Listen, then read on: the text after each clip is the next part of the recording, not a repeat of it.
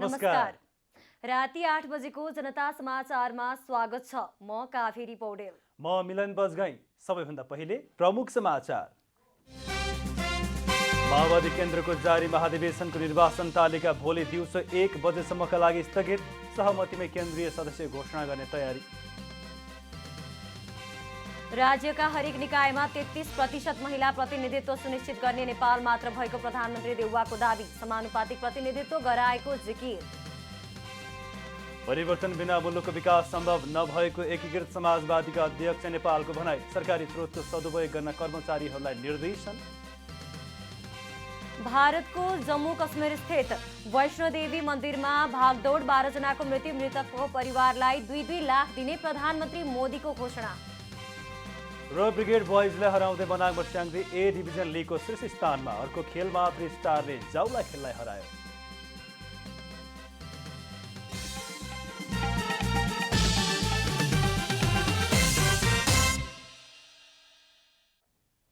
अब पूरा समाचार। नेकपा माओवादी केन्द्रको जारी 8औं महाधिवेशन अन्तर्गतको निर्वाचन कार्यतालिका स्थगित गरिएको छ। माओवादी केन्द्रले केन्द्रीय सदस्यमा सहमति जुटाउनका लागि भन्दै निर्वाचन कार्यतालिका आइतबार दिउँसो 1 बजेसम्मका लागि स्थगित गरिएसँगै निर्वाचन आयोगले 2 बजेदेखि अर्को कार्यतालिका सार्वजनिक गरेको छ। जसअनुसार माओवादी केन्द्रले शनिबार राति 8 बजेदेखि 10:30 बजेसम्म केन्द्रीय सदस्यको उम्मेदवारी दर्ता र आइतबार बिहान 11:30 देखि 4 बजेसम्मका लागि मतदानको समय तोकेको थियो। माओवादीको विधान अनुसार महाधिवेशन प्रतिनिधिहरूले 279 सदस्यीय केन्द्रीय कमिटी निर्वाचित गर्नेछ। त्यसमध्ये 145 सदस्य खुलाबाट र 154 सदस्य समानुपातिक निर्वाचन प्रणालीबाट केन्द्रीय कमिटीमा आउनेछन्। यसअघि 10% मनोनयन गरिने बताइए पनि विधानमा संशोधन गर्दै 15% सदस्य मनोनित गरिने व्यवस्था गरिएको छ। केन्द्रीय कमिटीमा दलित, मुस्लिम, थारू, मधेसी, आदिवासी जनजाति, खसार्य, अपाङ्गता, पिछडिएको क्षेत्र, महिला र युवाको क्लस्टर बनाइएको छ। केन्द्रीय कमिटीमा सबै क्लस्टर र खुलाबाट गरी 35% महिला र 20% 40 वर्षका मुनिका युवाको प्रतिनिधित्व हुनेछ। संसदीय अभ्यासमा आएपछि माओवादीले आफ्नो गौरव कायम राख्न नसकेको हो कि भन्ने प्रश्न उठ्ने गरेको छ। जनयुद्धलाई लिएर भने कार्यकर्ताहरूले निकै गौरव गर्ने गरेका छन्। 8औं राष्ट्रिय महाधिवेशनसम्म आइपुग्दा कतिपय नागरिक नेकपा माओवादी केन्द्रले उठाएका मुद्दा त कतिपय शोषणको चापले जोडिन आइपुगेका छन्। त्यो जनमोर्चामा लाग्ने मान्छेहरूको एक नाम राख्दै सक्रियहरूलाई हजारौं हजार यो झुट्टा मुद्दाहरू लगाइयो। जनयुद्ध भन्दा अगाडि नै हाम्रो जिल्लाबाट 10-15 जना मान्छेहरू भूमिगत भएर बस्नु पर्यो। किन भन्नुहुन्छ भन्दा पहिला 28,000 धरौटीमा छुट्न पाइन्थ्यो, पछि त्यो 28बाट 57,000 धरौटी लिन थाल्यो। 2058 सालमा युद्ध विराम र 2062 को चुनबाङ बैठकपछि शान्तिपूर्ण सङ्घर्षमा जाने केन्द्रले निर्णय गरे पनि युद्धको रापले ओतप्रोत कार्यकर्ता अझै पनि विश्वस्त भइसकेका थिएनन्। कार्यकर्ता स्तरमा युद्ध सिद्धिएकै भन्ने त्यतिखेर थिएन। केही न केही हामी अगाडि नै बढ्छौँ, हाम्रो लक्ष्यसम्म पुग्न हाम्रो कुनै न कुनै विकल्प रहन्छ भन्नेतिर त नै मनस्थिति थियो। दाम्लो लगाएर घिसार्दै जनताका सामु देखाउँदै मुस्कोट खलङ्गा सदरमुकामसम्म ल्याएर तिनीहरूको हत्या, विभत्स हत्या गर्यो। त्यतिखेर पार्टी लगायत जनतामा पनि अलिकता निराशा स्वाभाविक रूपले जाग्थ्यो नि। कतिपय वर्ष माओवादी कार्यकर्ताले घाम नै नदेखेर कटाएका छन्। हत्यादेखि जेल ब्रेक माओवादीसँग कयौं किस्सा छन्। हामीले धेरै वर्ष त राति मात्रै हिँड्यौँ, दिउँसो घामसँग हाम्रो कुनै टचै भएन। कतिपय वर्ष लगभग 5-7 वर्ष चाहिँ हामी बिल्कुल खाली राति मात्रै हिँड्यौँ। म चाहिँ 16 वर्षको उमेरमै सशस्त्र यो जनयुद्धमा चाहिँ सहभागी भए पश्चात म जेल परेँ। त्यस पछाडि म सहित हामी 6 जना साथीहरूले चाहिँ गोर्खा जेल ब्रेक गरेर बाहिर आयौँ। मेरो व्यक्तिगत जीवनमा पनि यो चाहिँ विशेष छेडको रूपमा चाहिँ मैले लिने गर्छु।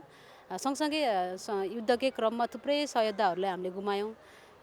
थुप्रै साथीहरू चाहिँ बेपत्ता हुनुहुन्छ। बन्दुकमा टिकेको राज्य सत्तालाई बन्दुकको नालबाटै टाल्नुपर्छ भनेर एउटा साङ्गठनिक स्वरूप, सङ्गठनको रूप चाहिँ सेना बनाएर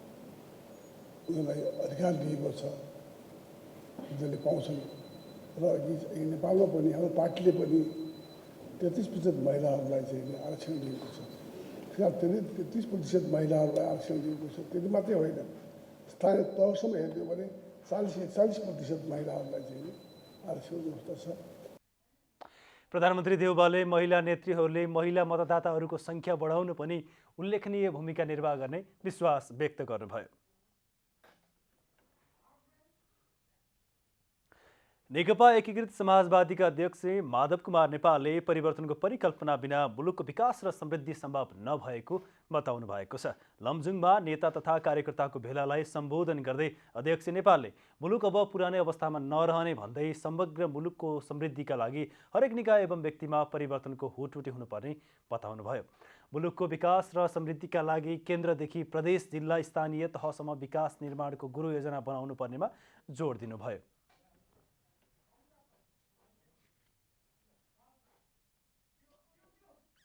उपलब्ध स्रोत र साधनको आधारमा जनता सन्तुष्ट हुने गरी सेवा प्रवाह गर्न र सरकारी स्रोत साधनको सदुपयोग गर्न कर्मचारीहरूलाई निर्देशन दिनुभयो। कार्यक्रममा श्रम तथा रोजगार मन्त्री किसान श्रेष्ठले अहिले विश्वव्यापी कोभिड-19 का कारण वैदेशिक रोजगार सम्बन्धी निकै व्यथिति भएको भन्दै यसको व्यवस्थापनका निम्ति गठबन्धन सरकारले विशेष योजना बनाएको जानकारी गराउनुभयो। अध्यक्ष नेपालले जिल्ला स्तरीय कार्यकर्ता भेलालाई सम्बोधन गर्दै पार्टी विस्तारमा इमानदारीपूर्वक लागेर जनताको सेवा गर्न आग्रह गर्नुभयो। नेपाली कांग्रेसका सभापति एवं प्रधानमन्त्री शेरबहादुर देउबाले 10 जना केन्द्रीय सदस्य मनोनित गर्नुभएको छ। सभापति देउबाले रामचन्द्र पौडेल, प्रकाशमान सिंह, विमलेन्द्र निधि, विजय कुमार गच्छेदार, कृष्णप्रसाद सिटोला, डाक्टर प्रकाश शरण महत, डाक्टर नारायण खड्का, उमा रेग्मी, सुजाता कोइराला र मिनबहादुर विश्वकर्मालाई केन्द्रीय सदस्यमा मनोनित गर्नुभएको कांग्रेस पार्टी कार्यालयका मुख्य सचिव कृष्णप्रसाद पौडेलले जानकारी दिनुभयो। कांग्रेसको विधानमा 33 जना केन्द्रीय सदस्य सभापतिले मनोनित गर्ने व्यवस्था रहेको छ। सिंह र निधिले कांग्रेसको 14औं महाधिवेशनमा सभापतिमा उम्मेदवारी दिएका थिए। सभापतिको दोस्रो चरणको मतदानमा दुवैजनाले देउबालाई सभापतिमा समर्थन गरेका थिए। यस्तै गच्छेदार र कोइराला उपसभापतिमा तथा महत महामन्त्रीमा पराजित भएका थिए। पौडेल, सिटौला, खड्का, रेग्मी र विश्वकर्माले 14औं महाधिवेशनमा कुनै पनि पदमा उम्मेदवारी दिएका थिएनन्। सञ्चार तथा सूचना प्रविधि मन्त्री ज्ञानेन्द्र बहादुर कार्कीले अनलाइन सञ्चार माध्यमलाई लोक कल्याणकारी विज्ञापन उपलब्ध गराउन सरकारले आवश्यक तयारी गरिरहेको बताउनु भएको छ। नेपाल सरकारका प्रवक्ता समेत रहनुभएका मन्त्री कार्कीले अनलाइन सञ्चार माध्यमलाई पनि लोक कल्याणकारी विज्ञापन दिने सरकारको नीतिलाई कार्यान्वयनमा लैजान सरकारले आवश्यक तयारी गरिरहेको बताउनु भएको हो। अनलाइन पत्रकार सङ्घ नेपालले शनिबार काठमाडौँमा आयोजना गरेको एक कार्यक्रममा बोल्दै उहाँले अनलाइन सञ्चार माध्यमलाई विश्वसनीय, जवाबदेही र मर्यादित बनाउन विशेष पहल कदमी लिन पत्रकारहरूलाई पनि आग्रह गर्नुभयो। उहाँले अनलाइन सञ्चार माध्यमलाई मर्यादित बनाउन सरकारले पत्रकारहरूसँगै बसेर काम गर्ने प्रतिबद्धता व्यक्त गर्नुभयो। मन्त्री कार्कीले वर्तमान सरकार प्रेस तथा अभिव्यक्ति स्वतन्त्रता र श्रमजीवी पत्रकारहरूको पक्षमा सधैँ दृढतापूर्वक उभिने दोहोर्याउनुभयो।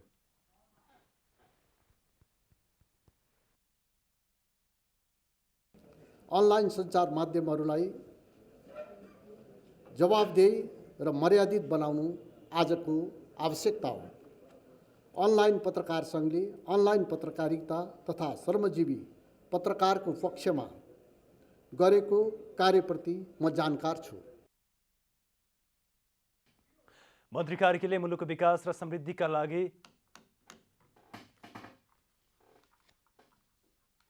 सञ्चार माध्यमसहित सबैले आफ्नो आफ्नो ठाउँबाट योगदान दिनुपर्ने बताउनुभयो।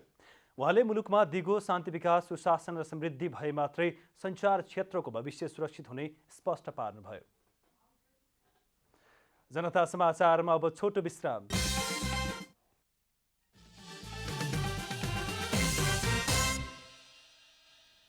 अब थप समाचार। नागरिक समाजका अगुवा डाक्टर सुन्दरमणि दीक्षितले अहिलेको संसदीय व्यवस्था असफल सिद्ध भएको दावी गर्नुभएको छ।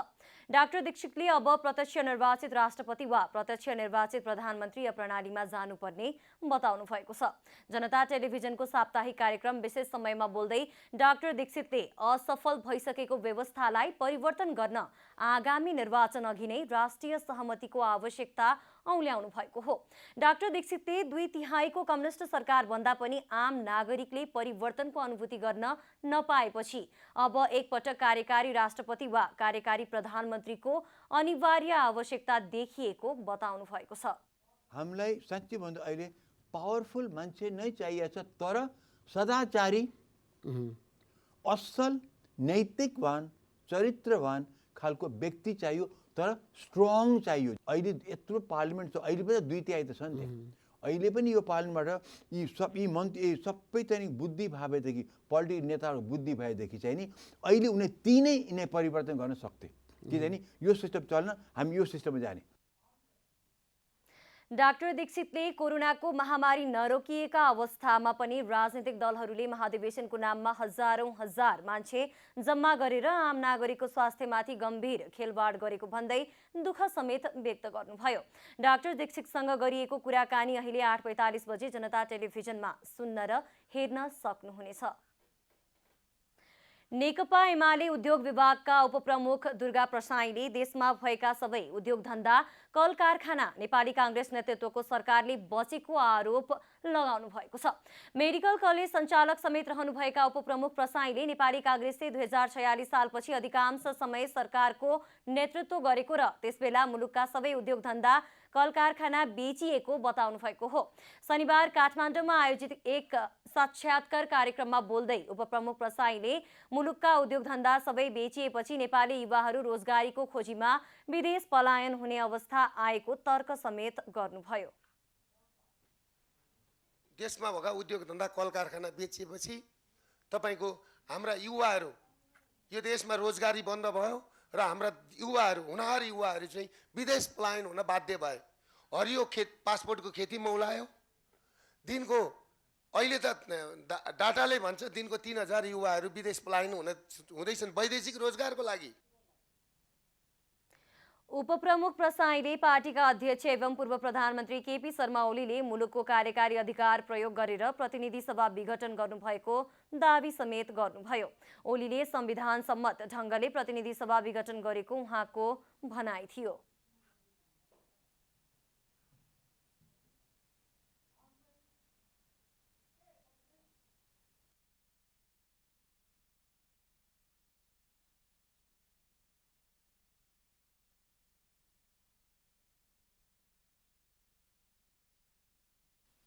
नेपालको राष्ट्रिय पोसाक संरक्षण र प्रवर्धन गर्ने भन्दै विभिन्न संघ संस्थाले 2070 साल यता पुस 17 गतेका दिन राष्ट्रिय पोसाक दिवस मनाउने गरेका छन्। दिवसको अवसर पारेर राष्ट्रिय धरोहर संरक्षण प्रतिष्ठान नेपालले विभिन्न कार्यक्रमको आयोजना गरेको छ।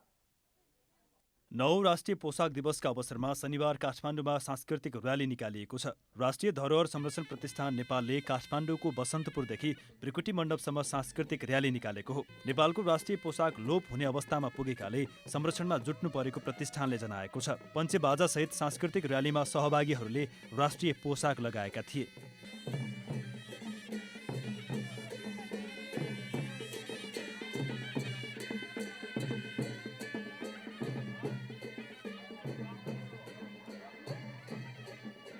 प्रतिष्ठानद्वारा आयोजित कार्यक्रममा संस्कृति, पर्यटन तथा नागरिक उड्डयन मन्त्री प्रेमबहादुर आलेले अब बस्ने मन्त्री परिषद बैठकबाट राष्ट्रिय पोसाकको आधिकारिकता घोषणा गर्न आफूले पहल गर्ने प्रतिबद्धता व्यक्त गर्नुभयो। अझै पनि राष्ट्रिय पोसाकको राज्यबाट आधिकारिकता घोषणा नभएकोमा दुःख लागेको उल्लेख गर्दै मन्त्री आलेले अब छिट्टै मन्त्री परिषद निर्णय गराउन आफू लागि पर्ने आश्वासन दिनुभएको हो। अहिलेसम्म यो राष्ट्रिय पोसाक दिवस मात्रै हामीले बनाइराख्ने हो कि यसलाई कार्यान्वयनमा ल्याउने हो, यो विषयमा मैले अध्यक्षज्यूलाई भने तपाईँ पुरा तयारीका साथमा आउनुहोस्। म यही मञ्चबाट तपाईँहरूलाई आग्रह गर्न चाहन्छु, छिटोभन्दा छिटो कृपया तपाईँहरूले तयारीका साथमा आउनु होला। यो आज यो भएको कार्यक्रमको सन्देश म सम्माननीय प्रधानमन्त्रीज्यूलाई पनि म सुनाउने छु। कार्यक्रममा संस्कृतविद सत्यमोहन जोशीले राष्ट्रिय पोसाक नेपालीहरूको राष्ट्रिय गौरव भएको बताउनुभयो। उहाँले राष्ट्रिय पोसाकको कुरा गर्दा जातीय पोसाकको महत्त्व कम नहुने पनि स्मरण गराउनुभयो। जस्तो पोसाक, हाम्रो राष्ट्रिय गान, यस्तै किसिमको यी चारवटा कुराहरू छन् जुन कुरो कि तपाईँले देख्ने बित्तिकै नै हामीलाई आफ्नो देशको आफ्नो राष्ट्रको चाहिँ गौरव हुन्छ, अरूहरूले पनि चिनिहाल्छन्। कार्यक्रममा नेपाली भाषा, संस्कृति र पोसाकको प्रवर्धनमा योगदान पुर्याएकाहरूलाई सम्मान पनि गरिएको थियो। नेपालको राष्ट्रिय पोसाक संरक्षण र प्रवर्धन गर्ने भन्दै विभिन्न सङ्घ-संस्थाले 2070 साल यता पुस 17 गतेका दिन राष्ट्रिय पोसाक दिवस मनाउने गरेको छ। वर्तमान अवस्थालाई हेर्ने हो भने देशमा बेरोजगारी बल्झिदो समस्या हो। रोजगारीका लागि देशका युवाहरू विदेश भाँसिनु चिन्ताको विषय हो।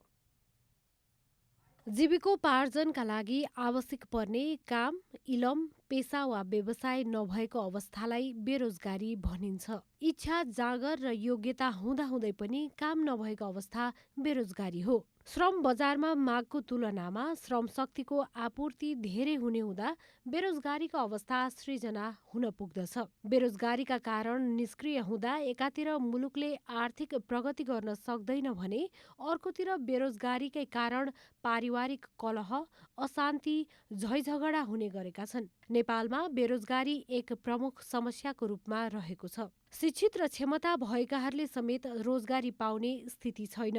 बेरोजगारीकै कारण मानिसभित्र रहेको प्रतिभा समेत पलायन हुँदै जाने गरेको छ। बेरोजगारी मुलुकको आर्थिक, सामाजिक र राजनीतिक समस्याको जड बनेको छ। नेपालमा अहिले रोजगारीका अवसरहरू सृजना हुन सकेका छैनन्। प्रतिवर्ष करिब 5 लाख मानिस श्रम बजारमा थपिने गर्छन्, तर तीमध्ये पनि अधिकांशले रोजगार पाउँदैनन्। सरकारी तथ्याङ्क अनुसार 40 लाखभन्दा बढी वैदेशिक रोजगारीमा गएका छन्, जसको करिब 5% महिला छन्। तथ्याङ्क अनुसार नेपालमा बेरोजगारीको दर 11% रहेको छ। कोरोना महामारीका कारण नेपालबाट वैदेशिक रोजगारीमा जाने श्रमिकको संख्या 86%ले घटेको छ। वैदेशिक रोजगारीका लागि महिनामा 40,000 नेपाली विदेश जाने गरेकोमा कोरोना महामारीपछि रोजगारदाता मुलुकहरूको प्रतिबन्धका कारण नेपालमा बेरोजगारी संख्या थप बढेको देखिन्छ। देशमा गरिबी र असमानता हटाउन पनि सरकारले रोजगारी सृजना गर्न आवश्यक छ, अनि मात्र देश समृद्धितर्फ अघि बढ्न सक्छ। बेरोजगारी समस्यालाई कम गर्दै लैजान सरकारले स्पष्ट नीति ल्याउन जरुरी देखिन्छ। कृषि, व्यापार, पर्यटनदेखि हरेक क्षेत्रमा देशमा भएका युवाहरूलाई रोजगारीको लागि प्रोत्साहन गर्दै अगाडि बढाउन आवश्यक देखिन्छ। युवाहरूका लागि सरकारले रोजगारीको लागि विभिन्न अवसरहरू जुटाइदिए मुलुकले कोल्टे। विश्वव्यापी कोरोना भाइरस संक्रमण जोखिमका कारण अघिल्लो वर्ष राम्रोसँग लोसार मनाउन नपाएका लमजुङका गुरुङ समुदायले यस वर्ष विशेष रौनकका साथ मनाएका छन्। नयाँ वर्षको रूपमा तामझामका साथ मनाइने लोसार पर्वको रौनक अझै जारी रहेको छ।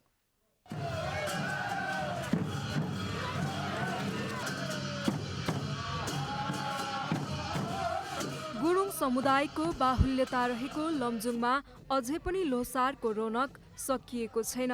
वर्गचक्र फेरिएसँगै नयाँ वर्षको रूपमा मनाउने लोसारका अवसरमा जिल्लामा सांस्कृतिक कार्यक्रम, भोज, शुभकामना आदान प्रदान, पारिवारिक एवं आफन्त भेटघाटका कार्यक्रम जारी रहेको छ। गुरुङहरूको जन्मदेखि मृत्युसम्मका सबै कर्मकाण्ड लोह अर्थात् वर्गको महत्त्व भएकोले लोसारलाई ठुलो पर्वको रूपमा मनाउने गरेको छ। नाच्ने गाउने गरेर चाहिँ आफ्नो चाहिँ परम्परालाई स्थापित गर्नको निम्ति प्रत्येक वर्ष लोसार मनाउने भनेर नयाँ वर्षको अवसरमा चाहिँ एउटा रमाइलो गरेर नाचगान गरेर चाहिँ गुरुङहरूले यो वर्ष लोह अर्थात् गाई वर्गलाई बिदाई गरी लोह अर्थात् बाघ वर्गलाई स्वागत गर्दै लोसार मनाएका छन्।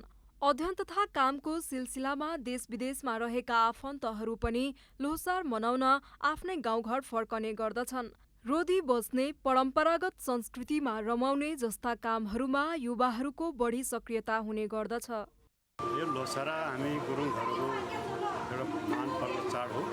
यसलाई चाहिँ हामीले गुरुङलाई कसरी हुन्छ एक मञ्चमा ल्याएर सबैले एउटा एउटै बोलीबाट होस्, सबैले चाहिँ यो मान्यता होस् भनेर हामीले लोसारा पहिलेदेखि नै मानिरहेको छौँ। लोसारको अवसरमा टोलवासीहरूबीच स्योकै आयोजना, तमु वेशभूषामा नृत्य तथा खेलकुद प्रतियोगिता गरिएका छन्। लो भन्नाले वर्ष तथा सार भन्नाले नयाँ भन्ने बुझाउँछ। लोसारमा विशेष गरी मान्यजनबाट आशीर्वाद लिने र शुभकामना आदान प्रदान गरी मनाउने गरिन्छ। साथै राम्रो लगाउने, सेलरोटी, खीर लगायत मिठा परिकार खाने तथा नाचगान गरी रमाइलो गर्ने परम्परा छ। चामलहरू उठाएर हामीले सबैसँग चाहिँ चामल दाल होइन मासु सबै उठाएर चाहिँ पैसा उठाएर चाहिँ खाजा खाने चलन थियो र हामी हाम्रो गुरुङ भाषामा चाहिँ स्योकै अथवा प्रोकेचवा भन्छौँ होइन। प्रत्येक 12 वर्षमा युग परिवर्तन हुने र यी वर्षलाई मुसा, गाई, बाघ, बिरालो, गरुड, सर्प, घोडा, भेडा, बाँदर, चरा, कुकुर र मृगका प्रतीकका रूपमा लिइन्छ। लोसारको अवसरमा सदरमुकाम बेसी सहर सहित जिल्लाका गुरुङ बाहुल्यता रहेका गाउँहरूमा विशेष रौनक छाएको छ। सांस्कृतिक पर्व लोसारका अवसरमा लमजुङका गुरुङ बस्तीहरूमा मेला महोत्सव समेत आयोजना भएका छन्। लमजुङबाट बसन्ता भट्टको रिपोर्ट। जनता समाचारमा अब आर्थिक समाचार।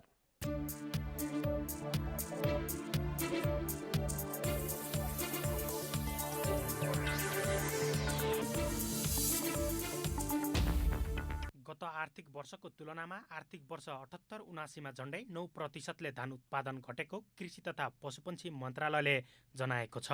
चालु आर्थिक वर्षमा 4,90,396 मेट्रिक टन धान कम उत्पादन भएको छ, जुन अघिल्लो वर्षको तुलनामा 8.74%ले कम हो। यस आर्थिक वर्ष 78-79मा 51,30,604 मेट्रिक टन धान उत्पादन भएको छ। आर्थिक वर्ष 77-78मा 56,21,000, 76-77मा 55,50,878, 75-76मा 56,10,011 मेट्रिक टन धानको उत्पादन भएको कृषि तथा पशुपन्छी विकास मन्त्रालयले जानकारी दिएको छ। गत वर्षको तुलनामा सबभन्दा कम सुदूरपश्चिममा 31.49%ले उत्पादनमा कमी आएको छ भने लुम्बिनी प्रदेशमा 18.38%, प्रदेश 1मा 0.93%, प्रदेश 2मा 5.24%, बागमती प्रदेशमा 0.35%, कर्णालीमा 8.76%ले उत्पादनमा कमी आएको छ। गण्डकी प्रदेशमा मात्र 2.33%ले धान उत्पादनमा वृद्धि भएको हो। कम्तीमा 60 देखि 65 लाख मेट्रिक टन धान उत्पादन भयो भने नेपाल धानमा आत्मनिर्भर बन्ने लक्ष्य कृषि मन्त्रालयले लिएको थियो। गुण एयरलाइन्सले आइतबारदेखि काठमाडौँ सुर्खेत व्यावसायिक उडान सुरु गर्ने भएको छ। सन् 2022को सुरुवातमै गुण एयरलाइन्सले थप गन्तव्यका रूपमा काठमाडौँ सुर्खेत उडान गर्न लागेको हो। हाल बुद्ध एयरलाइन्सले मात्र काठमाडौँ सुर्खेत उडान गर्दै आएको छ। काठमाडौँ सुर्खेत उडानका लागि भाडा दर 8,545, 9,545 र 11,420 रुपैयाँ तोकेको छ भने दैनिक बिहान 8:30 बजे काठमाडौँबाट र सुर्खेतबाट 9:50 बजे उडान भर्ने भएको छ। पुस 26 गते भने दिउँसो 2:30 बजे काठमाडौँबाट र सुर्खेतबाट 3:50 बजे उडान गर्ने एयरलाइन्सले जनाएको छ। बुद्ध एयरले भने दैनिक बिहान 7:20 बजे काठमाडौँबाट उडान भर्दै आएको छ। त्रिकुटी मण्डपमा नेपालमै बनेका जुत्ता चप्पलको वृहत मेला सञ्चालनमा छ। पुस 6 गतेबाट सुरु भएको प्रदर्शनीमा variety shoes, blue cheap shoes, pride स्वदेशी जुत्ता, Bose shoes, footstep shoes, bamboo, S leather जस्ता ब्रान्डका जुत्ता चप्पलहरू बिक्रीमा राखिएका छन्। मेलामा 2000 भन्दा बढी आधुनिक मोडलका जुत्ता चप्पल राखिएको आयोजकको भनाइ छ। प्रदर्शनीमा 200 रुपैयाँदेखि 10,000 रुपैयाँसम्मका जुत्ता पाइने आयोजकले जनाएको छ। बिहान 10 बजेदेखि बेलुकी 6 बजेसम्म सञ्चालन हुने मेलामा एउटै छतमुनि बालबालिकादेखि वृद्ध वृद्धासम्मलाई हुने जुत्ता पाउँदा कसैले खाली हात जानु नपर्ने आयोजकको भनाइ छ।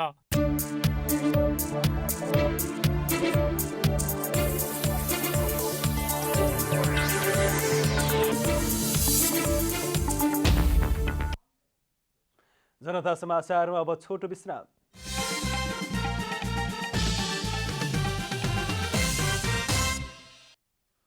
जनता समाचारमा अब खेलकुद समाचार।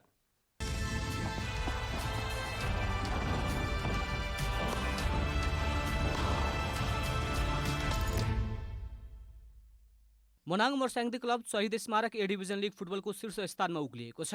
पोखरा रङ्गशालामा शनिबार ब्रिगेड बॉयज क्लबलाई 1-0 गोल अन्तरले हराउँदै मनाङ शीर्ष स्थानमा उक्लिएको हो। मनाङलाई जित दिलाउन कप्तान अञ्जन विष्टले निर्णायक गोल गरे। उनले पहिलो हाफको इन्जुरी समयमा गोल गरेका थिए। ब्रिगेड भने पेनाल्टीमा गोल गर्न नसक्दा पराजित भएको हो। ब्रिगेडका शिशिर लेखीले खेलको 17औं मिनेटमा पेनाल्टीमा गोल गर्न सकेनन्। मनाङका आदित्य चौधरीले पेनाल्टी बक्समा लेखीलाई लडाएपछि पाएको पेनाल्टी अवसरमा उनले पोस्टभन्दा माथि प्रहार गरे। यस जितसँगै मनाङले एएफसी कप छनौट खेल्ने सम्भावना कायम राखेको छ। मनाङले 7 खेलमा 16 अङ्क जोडेको छ। ब्रिगेडले 7 खेलमा 5 अङ्क जोडेको छ। यसैगरी शनिबार भएको अर्को खेलमा 3 स्टार क्लबले जित निकालेको छ। 3 स्टारले जावलाखेल युथ क्लबलाई 2-1 गोल अन्तरले हराएको हो। 3 स्टारलाई जित दिलाउन आयुष घलान र ऋतिक कुमार खड्काले 1-1 गोल गरे। जावलाखेलका निकोलस फर्नान्डेसले 1 गोल फर्काए। जितसँगै 3 स्टारले 7 खेलमा 10 अङ्क जोडेको छ। जावलाखेलले 7 खेलमा 7 अङ्क जोडेको छ। यस्तै शनिबार भएको अर्को खेलमा सङ्कटा क्लब र च्यासल युथ क्लबले गोलरहित बराबरी खेलेका छन्। बराबरीसँगै सङ्कटा अहिलेसम्म लिगमा अपराजित रहेको छ। यता च्यासल भने रेलिगेसन जोनमा पुगेको छ। बराबरीसँगै 7 खेलबाट 13 अङ्क जोड्दै लिगमा अपराजित रहेको सङ्कटा तेस्रो स्थानमा छ। 7 खेलबाट 3 अङ्क जोड्दै च्यासल रेलिगेसन जोनमा परेको छ।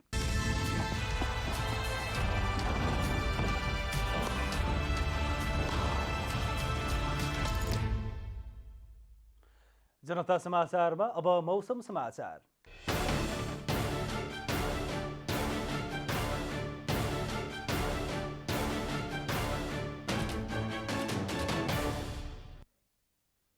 हाल देशमा पश्चिमी वायुको सामान्य प्रभाव छ। आज दिनभर मौसम आंशिक बदली रह्यो। आज राति पनि देशभर आंशिक बदलीको सम्भावना रहेको छ। प्रदेश नम्बर 1 बागमती प्रदेश र गण्डकी प्रदेशका उच्च पहाडी तथा हिमाली भूभागका 1-2 स्थानहरूमा हल्का हिमपातको सम्भावना रहेको जल तथा मौसम पूर्वानुमान महाशाखाले जनाएको छ। अब देशभरका विभिन्न स्थानका मौसम सम्बन्धी थप विवरण।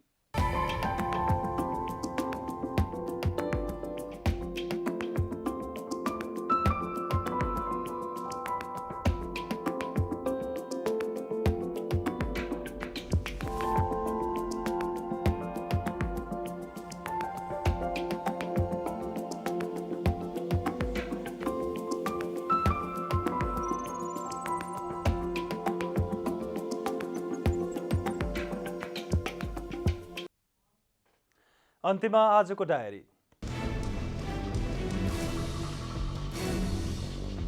नेकपा माओवादी केन्द्रको जारी 8औं महाधिवेशन अन्तर्गतको निर्वाचन कार्यतालिका स्थगित गरिएको छ। माओवादी केन्द्रले केन्द्रीय सदस्यमा सहमति जुटाउनका लागि भन्दै निर्वाचनको कार्यतालिका आइतबार दिउँसो 1 बजेसम्मका लागि स्थगित गरेको जनाएको छ। निर्वाचन आयोगले यसअघि शनिबार राति मनोनयन र आइतबार मतदान गर्ने गरी कार्यतालिका प्रकाशित गरेको थियो। नेकपा एकीकृत समाजवादीका अध्यक्ष माधव कुमार नेपालले परिवर्तनको परिकल्पना बिना मुलुकको विकास र समृद्धि सम्भव नभएको बताउनु भएको छ। अध्यक्ष नेपालले मुलुक अब पुरानै अवस्थामा नरहने भन्दै समग्र मुलुकको समृद्धिका लागि हरेक निकाय एवं व्यक्तिमा परिवर्तनको हुटुटी हुनुपर्ने बताउनुभयो। उहाँले मुलुकको विकास र समृद्धिका लागि केन्द्रदेखि प्रदेश, जिल्ला, स्थानीय तहसम्म विकास निर्माणको गुरु योजना बनाउनु पर्नेमा जोड दिनुभयो। नेपाली काङ्ग्रेसका सभापति एवं प्रधानमन्त्री शेरबहादुर देउवालले 10 जना केन्द्रीय सदस्य मनोनित गर्नुभएको छ। रामचन्द्र पौडेल, प्रकाशमान सिंह, विमलेन्द्र निधि, विजय कुमार गच्छेदार, कृष्णप्रसाद सिटौला, डाक्टर प्रकाश शरण महत, डाक्टर नारायण खड्का, उमा रेग्मी, सुजाता कोइराला र मिनबहादुर विश्वकर्मालाई केन्द्रीय सदस्यमा मनोनित गर्नुभएको काङ्ग्रेस पार्टी कार्यालयका मुख्य सचिव कृष्णप्रसाद पौडेलले जानकारी दिनुभयो। भारत प्रशासित जम्मू कश्मीर स्थित माता वैष्णो देवी मन्दिरमा भागदौड हुँदा 12 जनाको मृत्यु भएको छ। उक्त घटनामा 20 जना घाइते भएका छन्।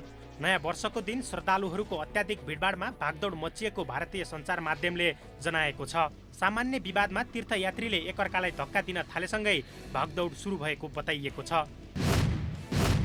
मन्याङ मर्स्याङदी क्लब शहीद स्मारक ए डिभिजन लिग फुटबलको शीर्ष स्थानमा उक्लिएको छ। पोखरा रङ्गशालामा शनिबार ब्रिगेड बोइज क्लबलाई 1-0 गोल अन्तरले हराउँदै मनाङ शीर्ष स्थानमा उक्लिएको हो।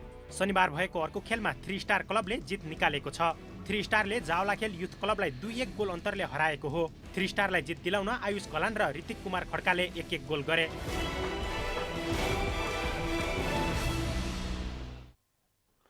जनता समाचार अहिलेलाई यति नै। जनताद्वारा जनताका लागि प्रसारित जनता टेलिभिजन हेरिरहनुहोस्। नमस्कार।